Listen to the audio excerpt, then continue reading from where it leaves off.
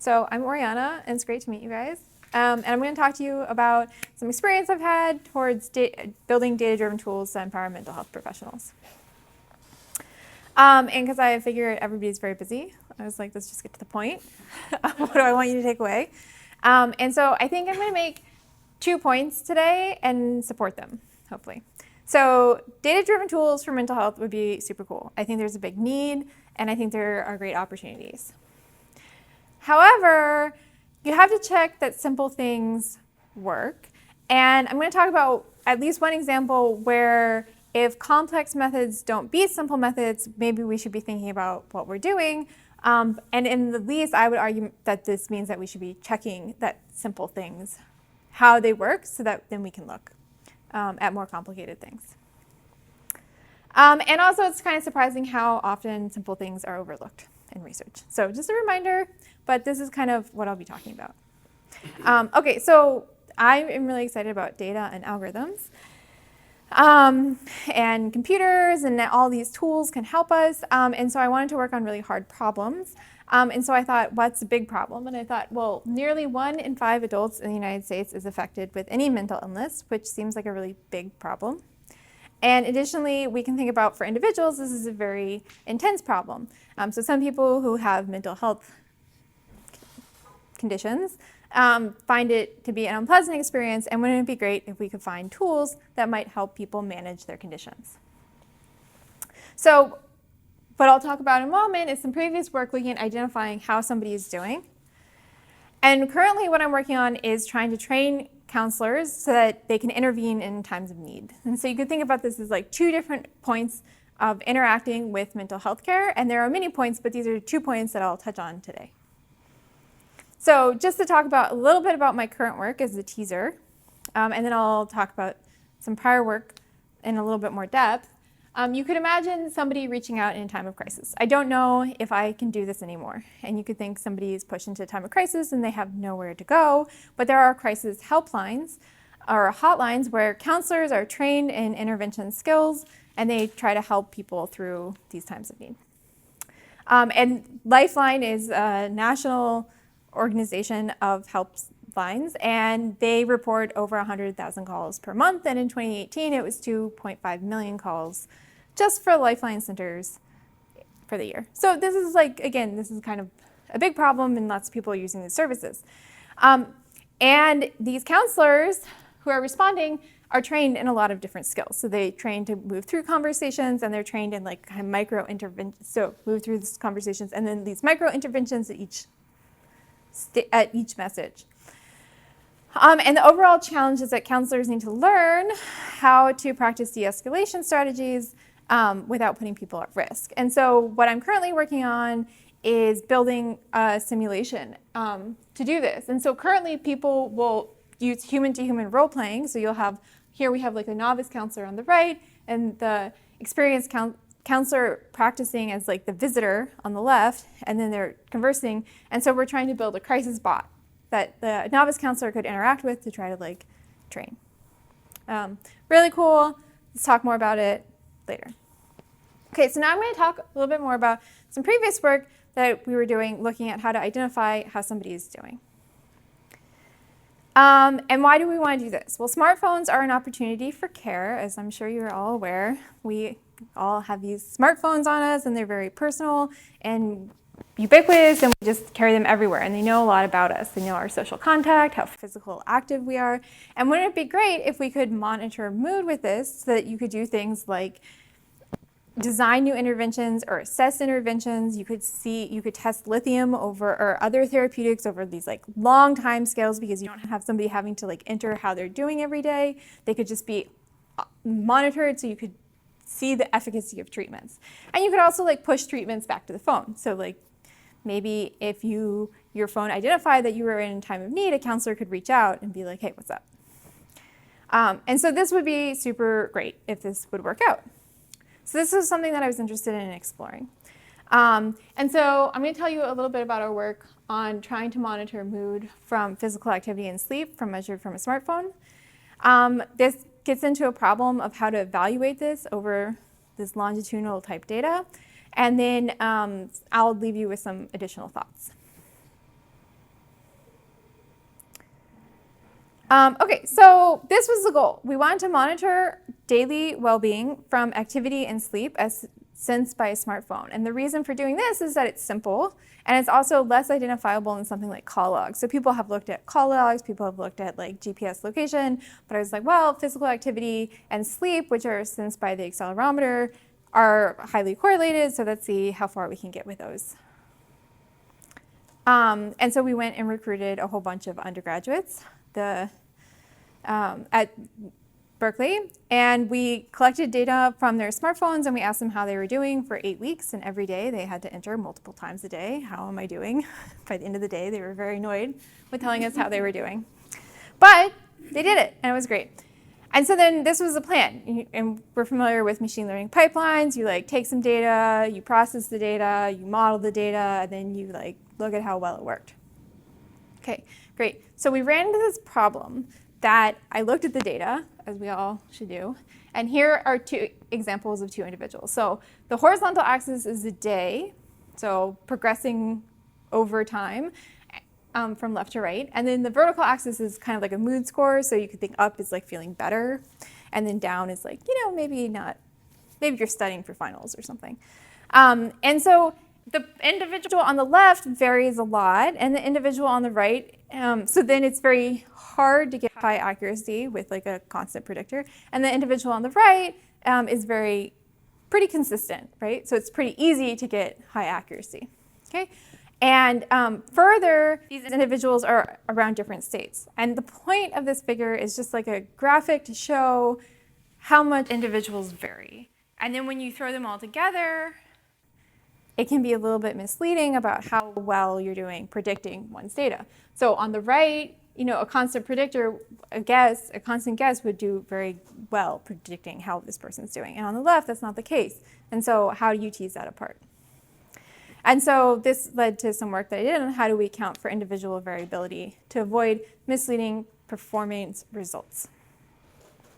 So again, here are two individuals, and I want to draw this distinction between a population and a personal baseline. And if you think about the population, it's over all of the observations. So this is the gray line, okay? And then the personal baseline is the constant prediction for each one, the mode for each one.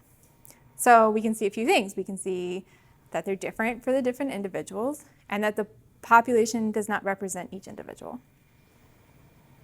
Okay, so population mode does not represent the individual's mode. Is this figure clear? Or it's, okay, it's not clear. I'll take it. Okay. And then the personal baseline is much more accurate, meaning that there are many more dots falling on the lines for the colored lines and the gray lines than the population.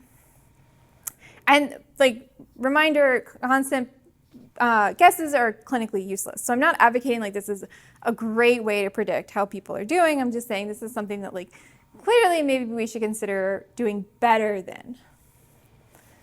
And this is the same for longitudinal data. So the vertical axis here is mood, but you could imagine it being blood sugar or anything that you measure over time. What is the clinically useful? Is it like 2-week intervals, estimating variation at 2-week intervals? Is it daily? Clinically useful. Okay, so clinically useful is a much harder phrase to throw out than clinically useless. Okay. So you will notice its omission from the slides. Okay, so I think I was talking to somebody about this, and the way I think about it is I am not a clinician, so I don't really feel comfortable answering that. But I think we need to put things into terms so that there can be useful interdisciplinary discussions. And so I'm going to argue that this is like pretty clear from like a physical meaning, like these like baselines are useful from like a clinical perspective. So then like an engineer who's like building the algorithms can talk to a clinician who's thinking about, oh, are we going to like diagnose or treat or whatever? And this kind of gives you a stake in the mud of like what is useful, because figuring out what's useful is like a much harder discussion. I mean, that's like totally punting, but Fair enough. okay.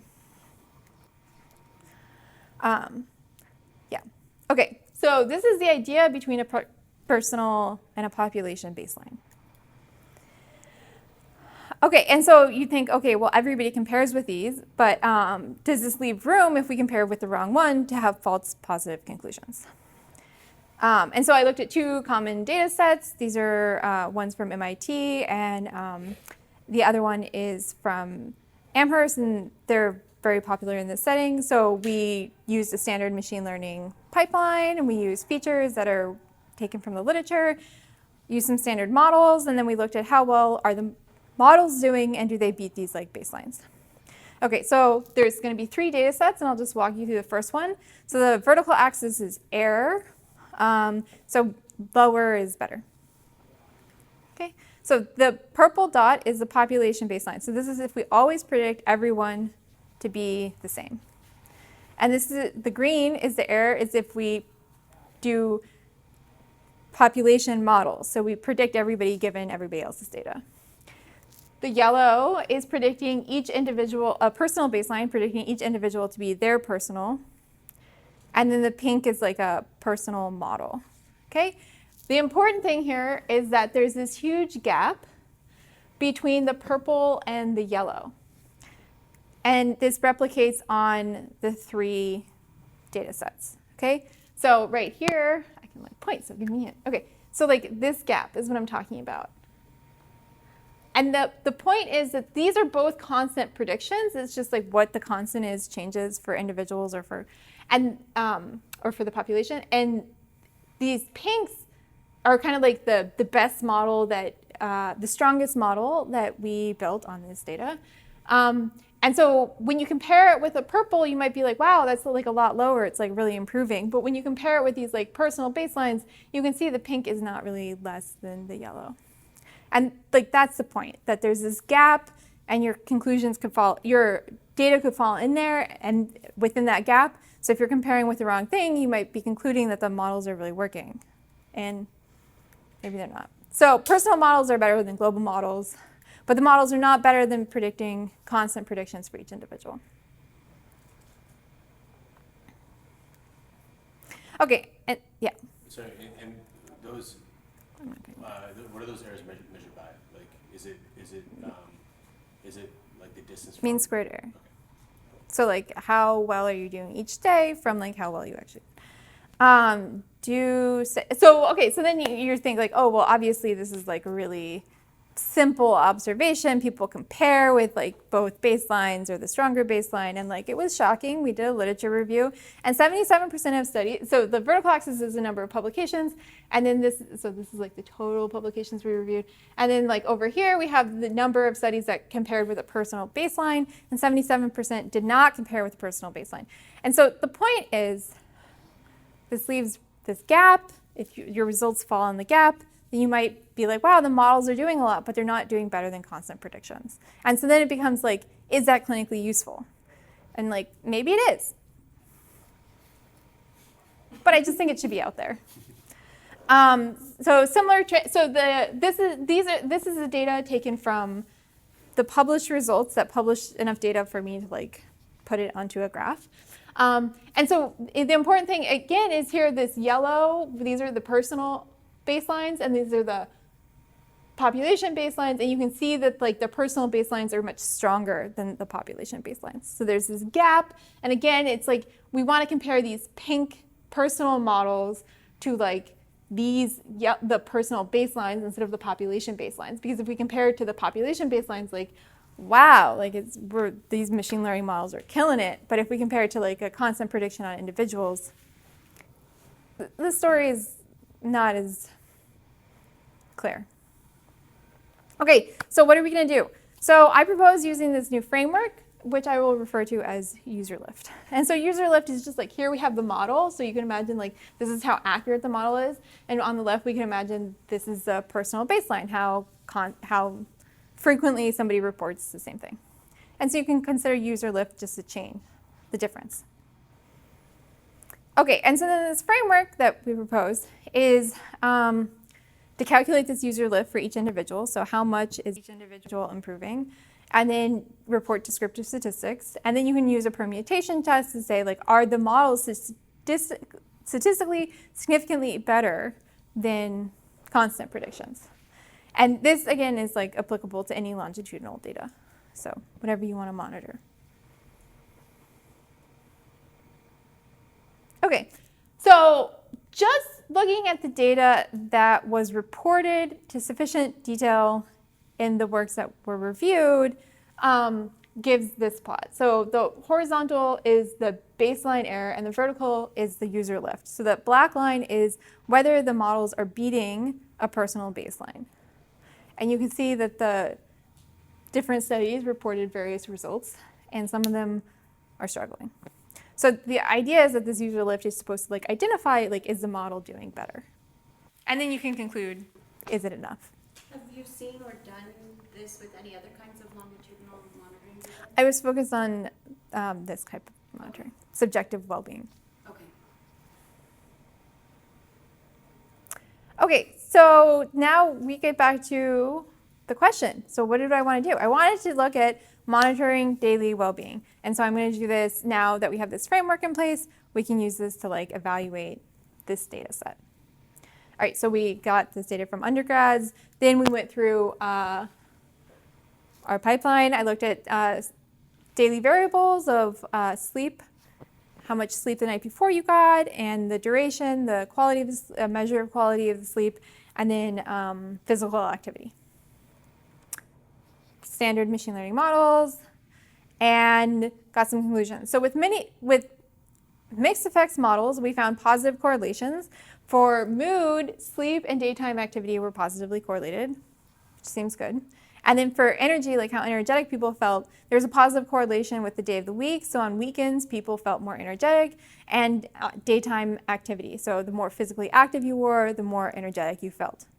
Which is like kind of cool, because if you think about this phone's like in your pocket, it's on the counter, it's whatever, and it's like measuring and recreating these correlations, which have been found in like a lot of studies. So it's promising, and you're like, all right, maybe we can use this to predict.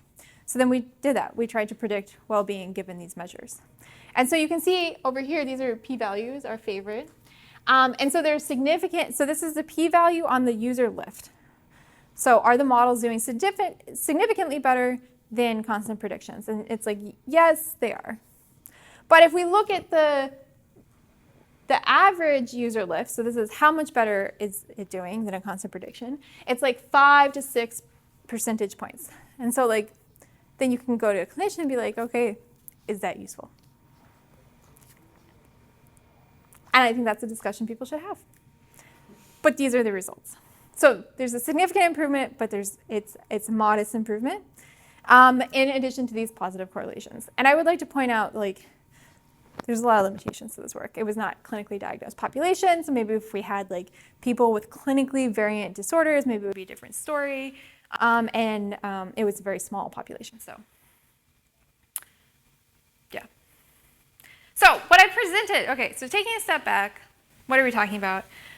I've talked about there's this distinction between the personal and the population baseline, and I would argue it's an important distinction, and it's insufficiently considered in the literature. Also, if we consider these baselines, then mood prediction, I would argue, is hard. And now I will leave you with a few points. I will leave you with similar findings exist in related work, so this is growing body work. There are additional pitfalls that exist. I will point out one, because I think it's interesting. But I think there are opportunities that remain, and I will also discuss one opportunity that I think remains. There are many opportunities that remain. I will discuss only one of them. Okay, so similar findings in related work. So there's this work that came out last year, and their result was that predictive models performed poorly. And before that, there was and that was a clinical population. And before, this is kind of small. In another study that was like a replication study, they also found the performance of the models to be inferior to naive benchmarks. And so there's this like growing body of work that's saying, wow, this is like really hard. Maybe the signal from the phone is too coarse, or maybe it's just not strongly correlated enough. Maybe it's emotion instead of mood. Maybe the gold standard isn't reliable. But there's a growing body of work that's saying this is kind of hard. Were they significantly larger? No. I mean, no. So clinical population is not. The top was the clinical population. I thought that this was like undergraduates in the Netherlands. I don't think the second was a clinical population, but I forget if this was. But the top was, and that was their conclusion. They may not be suited for predicting daily mood at a population level because of the high degree of individual variation. That's in their abstract. I was like, oh, delightful. Okay, so now there's these like additional pitfalls, right? And so I'm just going to talk to you about one because I think it's like highly related to the one that I pointed out. And I feel like you guys are working on different things, so like maybe this one will be more related to what you're working on. Okay, so there were this group of researchers at Northwestern, and they took Fitbit data. And the idea was that they were looking at how people do cross-validation. So if you remember the pitfall I kind of suggest is like if you compare the number to the wrong thing, but they're looking at how you do cross-validation. And so they make this distinction between on the left, which is what they call subject-wise cross-validation, and on the right, which they call record-wise cross-validation. The distinction is on the left, subject-wise, the subject is held out completely. So the model sees none of the subject's data. And this is the scenario that you would be in if you say like bought a Fitbit and like put it on. If Fitbit's never seen your data before and it's trying to predict your data. And then they're like, okay, on the right, there's this record-wise cross-validation scenario where the model sees a little bit of your data and some of other people's data, and that's not realistic because a Fitbit hasn't seen your data before you like put it on. Okay? But in this work, they had like a review and they showed that like the majority of studies do this record-wise. But if you look at this is the classification error and this is like over the number of subjects. But the key here is that there's this huge gap. So this is error, so down is good. And so this line is if we do record-wise, which is like the research paradigm, they kind of say is more, it's more common in research. It's not right? And then this is like kind of what we would see if we bought a Fitbit and plugged it in or something. And so there's this gap saying that like the research maybe is underreporting an error that can be expected in practice because of this idea of like how you do the cross-validation. So it's important to think about these things. Okay, but I think many opportunities remain. You can have larger study cohorts. You can have clinically diagnosed populations. You can deal with missing data and anomalous behavior, I think, much more gracefully than we did. And you can tailor sensor suites to individuals, which is the one I'm going to talk about. So for this, you could think about some individuals' moods might be harder to track with a smartphone than others' moods. So consider like, here's Tuna. And she's like a young cat, and she's spry, and she's out, and she's like about, right? And then we have another cat, Bo, and Bo is like, spends a lot of time on the couch, right? And so the idea here is that like Bo being on the couch might mean something very different than Tuna being at home on the couch in the middle of the day. And I think this is like, it's supposed to be, cute, but the idea is like if a severely depressed patient never leaves home, does it make sense to track them with something like GPS, right? So if you have somebody who already has very little mobility for whatever reason, maybe they're old, maybe they're depressed, maybe you need to use different modalities. So can we expect which individuals' moods will be easier to track? We looked at this data from location and mobility features, and then we related this to how easy it was, the user lift. So how easy was it to do better than a constant prediction? And then we looked at a bunch of user characteristics. So like the amount of data that we had on an individual, how depressed they were, how variable they were, and then we related these measures to how much better we could get the algorithm to perform. And we found that there was a relation. So predictions improved. Prediction improvements were positively correlated with what we refer to as total location variance. So the more people moved around, the easier it was to make good predictions for them. This like makes sense. So it was kind of cool to see. But I think this was limited work and more work is needed in this area, but I think that this indicates that there is a potential for tailoring the suites to people and maybe having apps or this kinds of technology that is a little bit more clever about when it says it will work or expects to work and when it doesn't expect to work, and maybe being more transparent about that. Okay, so I've said a lot of stuff. I moved really quick so that maybe we can have more of a discussion, but just a short recap of some of the things that I said. There's this distinction between the population and the personal baseline, and I think it's a very important distinction. It's insufficiently considered in the literature. With strong baselines, mood prediction is pretty hard, and there's growing support for that kind of idea. And these similar findings exist. And then additional pitfalls exist. I just pointed out one, and opportunities remain. I also just pointed out one of those, just to kind of see the discussion. And so, you know, these are the two projects that I kind of touched upon. And the whole goal here, again, is to build these tools to help mental health. And so today's points, just to remind you, in case you forgot in that whirlwind, data-driven tools, I think, for mental health would be super cool. I think there's still a lot of room. So let's keep going. And but I do think that, especially when you're building these tools or any tools that is supposed to be interactive for a human, you have to be careful. And it's something that you might want to check out for is like, did you check simple things? Because then you don't really know whether the complicated thing is doing any better. And then you can have like a discussion about like, is it doing better enough? And what does better enough mean? So 2 points that I have to suggest things to do is use simple checks. Otherwise, you don't know if something complicated works. And use rigorous evaluation that's specialized for complex problems. And sometimes you need to tailor the evaluation to your problem. You can't just download it. And with that, I would like to say thank you.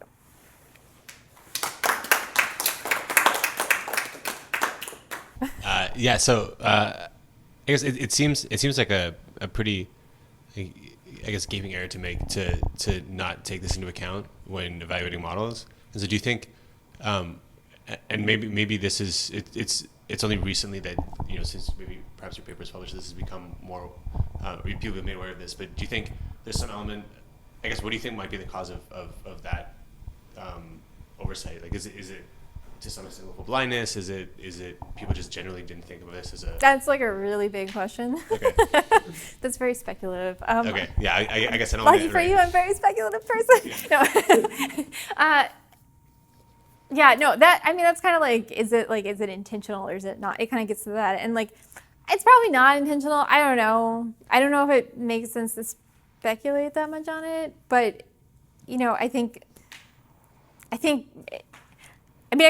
in general, I think researchers are trying to do their best, and it's just easy to like overlook things. And like we're trained like certain things, like this is how you do cross-validation. But then you take like cross-validation for like the latter example, you know, and you look at it in this setting where like the observations aren't like completely random, right? And so then like maybe you need to tailor cross-validation, and then maybe like your statistical assumptions are different, so then maybe you have to like report both ways or something, or maybe we need to come up with a new paradigm. But if you're doing empirical work, you need to figure out whether it works or not. Right. So I don't think like there's a lot of value in speculating whether it was like intentional or not oversight. I doubt it's intentional, but. Right. Yeah. I don't think someone's like maniacally planning. But I think it's good to like think about like what other things and how like it's so hard to like. How do you cover all your bases? And like what are all the things like that I didn't point out? Like there are so many things that you could like miss. And it's good. There's a lot of work. A lot of people are doing a lot of work on like how do we make robust systems and safe systems and stuff like that.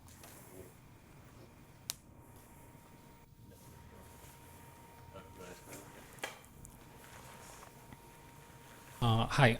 So I'm wondering. So have you studied, or is there a study are there studies maybe try to compare, say, cell phone sensory data versus like other type of like smartwatch with like say like heart rate or stuff, or like even like say home camera, home surveillance.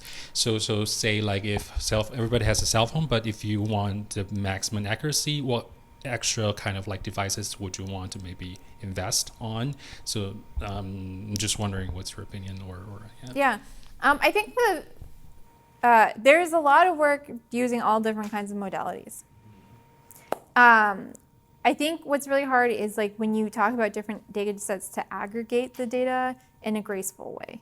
Because like a lot of, supervised machine learning wants kind of just like a dense matrix, and then you run it through a classifier or whatever.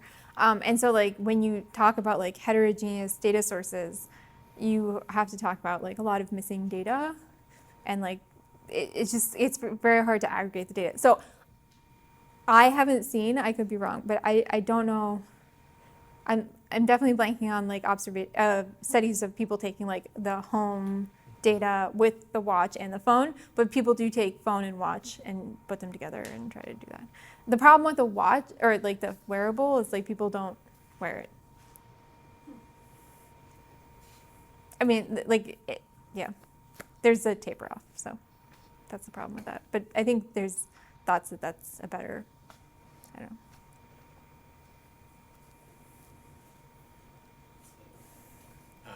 I was just going to ask.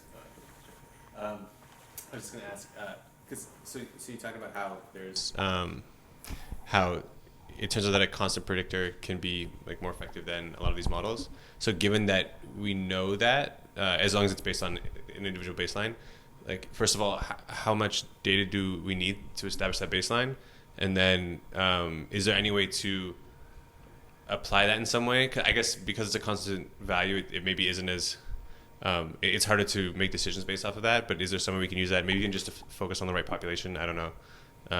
Because then you can figure out if somebody's consistently very low mood. Yeah, so I think, okay, so there are kind of there's different tasks in like machine learning terms. There are different tasks for like medicine, right? One of them is diagnosis. And that's kind of like, what is your baseline? And that is this very important task, and people look at that. That's not what I was doing. I was doing monitoring, which is longitudinal data, and that's like tracking.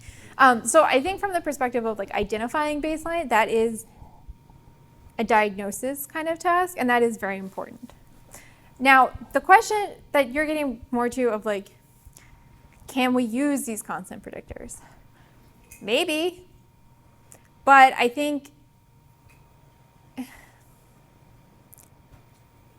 the point is, you don't want to give somebody something that you tell them is tracking well-being, that implies there is some change in well-being, and then it's not tracking it. It's not doing better than a constant prediction.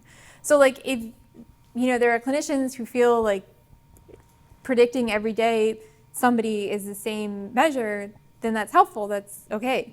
But like, I usually think of like, especially if you're evaluating therapeutics, that you want to look for changes. And so then, if people are very constant, then it might become like an outlier prediction problem. But then that's like a different task, outlier prediction. Like, did this medication help you feel better? And maybe that's an outlier task. But this has commonly been approached as like a monitoring task, like a tracking task. And maybe like the literature will come, the community will come to like a decision that maybe it should be an outlier task or a diagnosis task, and tracking just, there isn't that variability. Or maybe there is. But the focus of this work was more like, let's at least put it out there that like whether we're doing better or not. And then you can like have a discussion, like, is a constant predictor useful? Yeah. And I guess it also maybe indicates that you could at the very least try and move that constant value, right? Like if you sample once and then you... So you can try to move a constant value, and that's great. But if your constant value is coming from an algorithm that's doing no better than predicting a constant, then it's always going to predict a constant. Yeah. And so then like the constant isn't representative of how the person's doing. Oh yeah, sorry. No, I was saying if like relative to a previous baseline. So if let's say somebody was on a therapeutic, or they and then a month later they do the test again. If their constant predictor increases, then you could make the case that their mood hasn't increased, right? Or if, I don't know, blood pressure has gone down. Like you can make the same argument, right? As long as you have enough data set. Okay, interesting. Yeah, but then if the whole idea is that the baseline is defined as being like the mode, right? You can just ask somebody 5 times, how are you doing? Right. And like maybe we don't need a neural net running on their phone. That's how the baseline is defined. Yeah. So I think it's valuable to have those discussions. And then when you get into these things about like privacy and battery drain and all this stuff, it's like, wait a second, let's like talk about like, is the model predicting change? And if there's no change to predict because the human always reports the same thing, okay, well then we don't need a neural net. And if the neural net or, random forest, whatever, is just giving you a constant prediction anyway, and that's not representative of the human that is changing, then we also don't need it. So it's like we just have to know what it's doing. It's just a tool. Thank you. Really enjoyed your presentation. Thanks. I have a question. Yeah. I don't know if you have deployed any of these into production with Android model phones, but I do recall at the last company where we were extracting feature vectors from wearables and mobile devices, like I remember like the Y coordinate sometimes being flipped on some Android devices.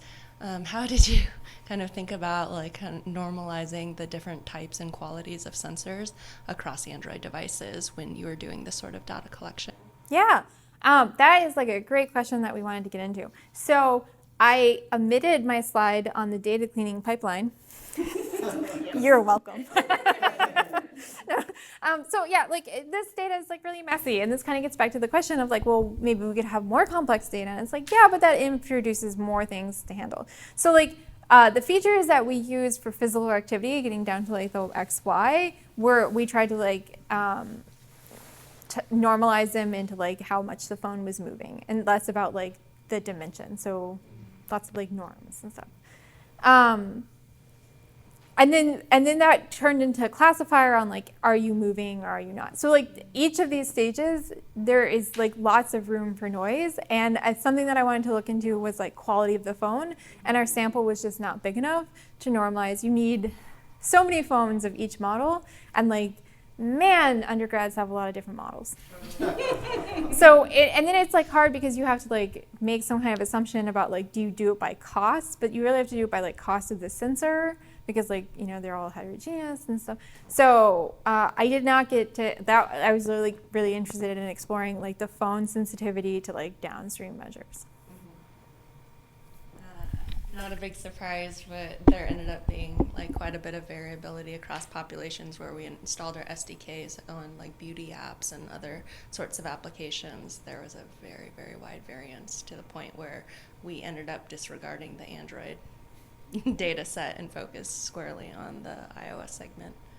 Yeah, no, I mean, I think that's a big problem. Like you can look at so I was doing activity, and like the accelerometer is like super noisy, just like for a lot of reasons.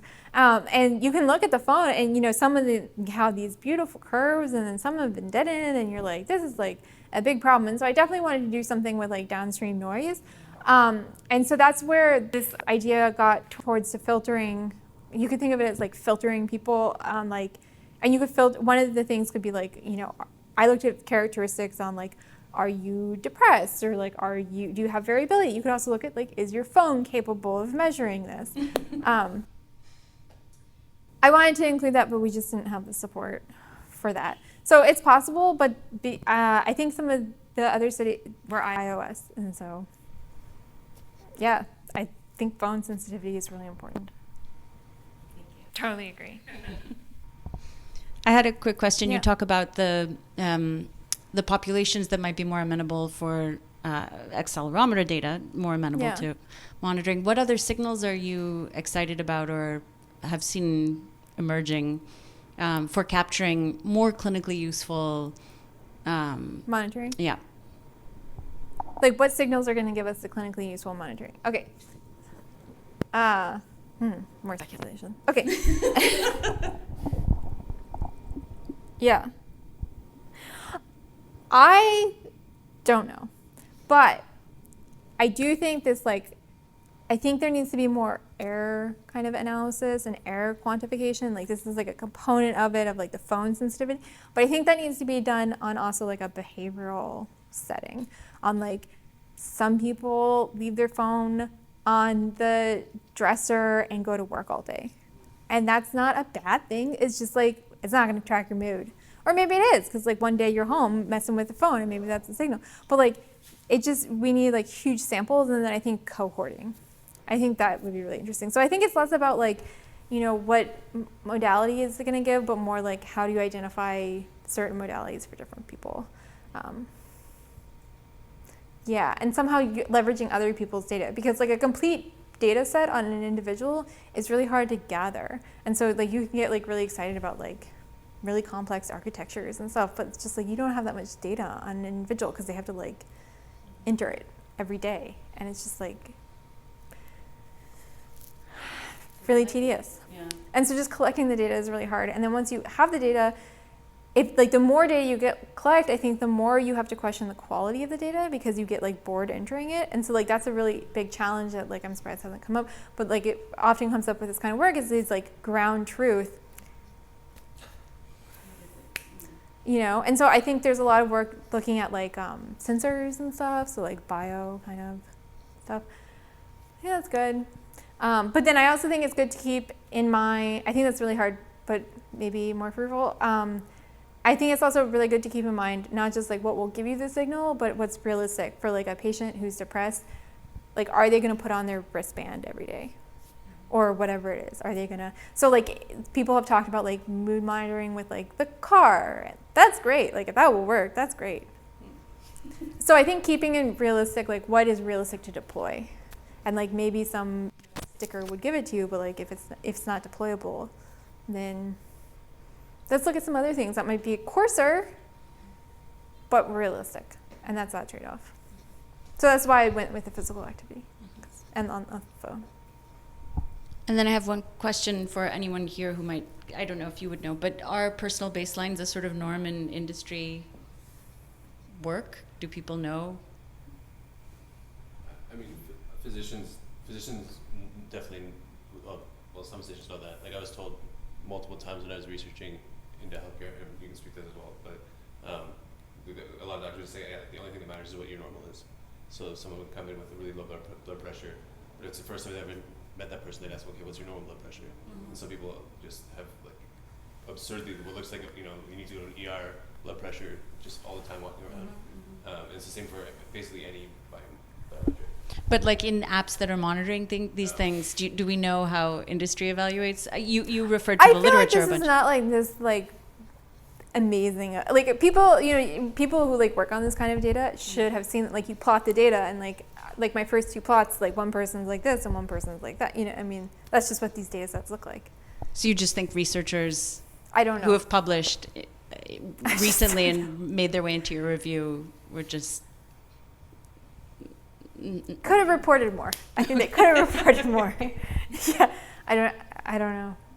I think it's kind of like a weird thing, and I think people feel maybe like it's like weird. Like, why would I take the mode within each set? That's not like that doesn't have a name. Like mode, that's a name. Okay, I have mode, but like personal mode, that's not a thing, right? But like it is, and so I think it's just kind of like a weird. So I don't know why it hasn't been reported. Maybe it's also like a case of clinical experience maybe it's a case of like clinical experience and I guess like research experience not like lining up. Like the people, perhaps the people who are building these models and doing the studies, and the people who spend 20 years in a clinic like are not necessarily interacting as much, and so maybe there's like a bit of I don't know, like siloing happening. Talking is good. Yeah, evidently. I don't know.